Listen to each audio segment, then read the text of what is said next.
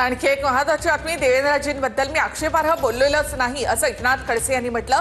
देवेंद्रजींबद्दल मी आक्षेपार्ह बोललोच नाही असं एकनाथ खडसे यांनी म्हटलेलं आहे। एकनाथ खडसे यांनी हे स्पष्टीकरण दिलेलं आहे। आपण त्यांच्याविषयी आक्षेपार्ह काहीही बोललेलो नाही असं खडसे यांनी म्हटलंय।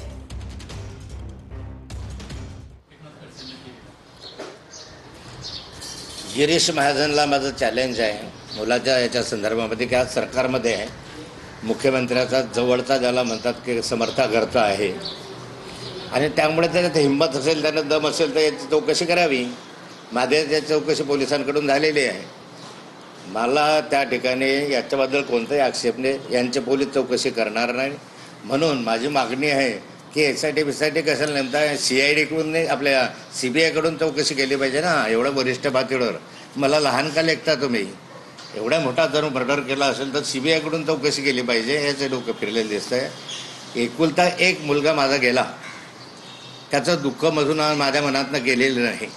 गिरीश महाजनला मुलगा नसल्यामुळे ते समजू शकणार नाही मुलाचं दुःख काय असतं, म्हणून बेछूट आरोप करायचे। तर तुझ्यात ताकद असेल, तुझ्यात हिंमत असेल, खरं सरकार तुझं ऐकत असेल तर CBI कडून चौकशी करत सत्य काय ते बाहेर काढ।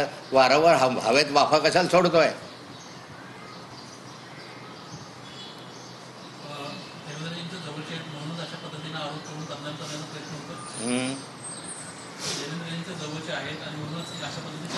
कोण जवळचे आहे?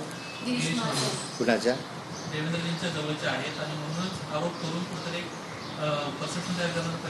देवेंद्रजीविषयी तर मी कधी आक्षेपाने बोललोच नाही। मी उलट असं म्हटलंय की या सगळ्या प्रकरणाचे हनी ट्रॅपिंग प्रकरणाचे आणि बलात्कार प्रकरणाचे चौकशी जी आहे ते खालचे अधिकारी करणार नाही, त्यांच्यावर दबाव होईल। म्हणून माननीय मुख्यमंत्र्यांनी त्या संदर्भामध्ये चौकशी करण्यासाठी SIT स्थापन करावी। मुख्यमंत्री महिलांच्या बाबत संवेदनशील आहे, माझं 3 दिवस झाले सांगणं आहे आणि म्हणून मुख्यमंत्र्यांच्या सोबतचे आहे म्हणून याच्यावरही आक्षेप घ्या असं नाही, जे सत्य आहे ते बाहेर आलं पाहिजे।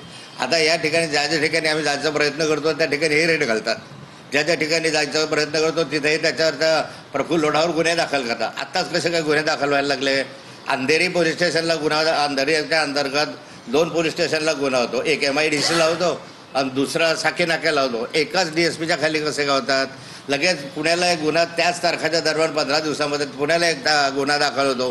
कुठल्या महिला आहेत, काय महिला आहेत, FIRची कॉपी मागितली मिळत नाही आणि मग हे चाललं आहे काय? माझं म्हणणं आहे की हे सगळं करत असताना माझा आणखी एक आरोप याच्यामध्ये आहे की प्रफुल्ल लोढा जो आहे तो त्याच्याकडे जे CD आहेत त्याच्याकडे जे आहेत त्याने सांगितलेलं आहे की मी जर बटन दाबलं तरी अख्ख्या हिंदुस्थानामध्ये तहलका माजेल, हे त्याचं वक्तव्य आहे। त्याच्याकडून हे CD वगैरे काढण्यासाठी तर कोणी मंत्री याच्या मागे लागलेला नाही किंवा हनीग्राम टॅप्रेम जे आहे तोच मागे लागला नाही, म्हणून तर याच वेळेस 3 गुन्हे दाखल होत आहेत। प्रश्न माझा असा होता, देवेंद्रजींच्या समोर फोटो आहे का याच्यासमोर फोटो आहे हा माझा प्रश्न नव्हताच। माझा प्रश्न हाच होता की प्रफुल्ल लोढा हा भाजपचा कार्यकर्ता आहे, देवेंद्रजींच्या उपस्थितीत त्याला प्रवेश दिला, तो अजूनही भाजपचाच कार्यकर्ता आहे। मग हा जर इतका नालायक होता तर मग याला भाजपमध्ये प्रवेश गिरीश महाजनांनी का दिला? आणि जर ह्याच्यामध्ये आधी एवढा दुरावा होता तर असं काय झालं की एकाएकी यांच्यामध्ये एकत्रीकरण झालं, एकमेकांच्या गळाभेट झाली आणि एकमेकांचे पेढे घालायला लागले, आधी शिव्या घालायचे, आधी पेढा घालायचे। हनी ट्रॅपिंगमुळे हे सगळे प्रकार चाललेले आहे। सगळेचे सगळं बाहेर येईल, नक्की येईल, आम्हाला वेळ लागेल, कारण सरकार आमचं नाही। आम्ही ज्या ठिकाणी जातो त्या ठिकाणी हे मागे लागून पुरावे नष्ट करण्याचा प्रयत्न करतात, त्या ठिकाणी पोलिसांवर दबाव आणतात आणि याच्यावर वेगवेगळे गुन्हे दाखल करतात। दाखल केलेल्या गुन्ह्यांची चौकशी करत असताना याही प्रकरणाची चौकशी करायची माझी मागणी आहे। लोढावर, प्रफुल्ल लोढावर जे काही गुन्हे दाखल झालेले आहेत ते पुरेसे आहेत ना? हनी ट्रॅपिंगच्या गुन्ह्याच्या संदर्भामध्ये 1 केस असू शकते, 100 केस निघू शकतात त्याच्यामधनं। सरकारची मानसिकता पाहिजे, तयारी पाहिजे। तुम्ही 3 ठिकाणी हनी ट्रॅपिंगच्या गुन्ह्यामध्ये प्रफुल्ल लोढाला गुंतवलेलं आहे आणि माझा आक्षेप प्रफुल्ल लोढावरच आहे की तो म्हणतो की बटन दाबल्यानंतर अख्खा हिंदुस्थान हादरून जाईल, तर गिरीश महाजनने हे करावं।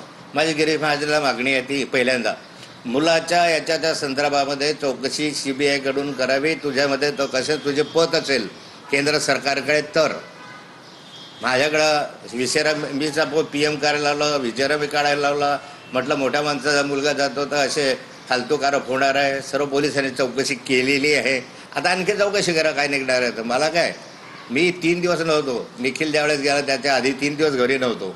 त्या दिवशी सुद्धा घरी नव्हतो. विनाकारण आरोप करायचे याचं काय आहे. दुसरा प्रश्न माझा असा आहे की मी वारंवार तो आता काल बोलला की प्रॉपर्टी कुठून आली. माझी प्रॉपर्टी कुठून आली याची 5 वेळा चौकशी झाली आहे. 1-2 वेळा इन्कम टॅक्सनं सगळं उधळून टाकलेलं आहे, सगळं तपासून घेतलेलं आहे. 2 वेळा अँटी करप्शनने तपासलं. पुण्याच्या एका नाशिकच्या सगळ्यांनी घरदारा सगळे तपासून घेतलेले आहे.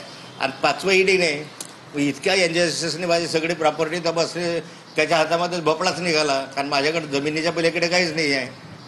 आजही माझ्याकडे जमीन आहे, त्याच्या माध्यमातलं माझं उत्पन्न आहे. त्याच्या 1 रुपया कवडी उत्पन्न माझं दुसरं नाही आहे. याच्याकडे कुठलं आहे.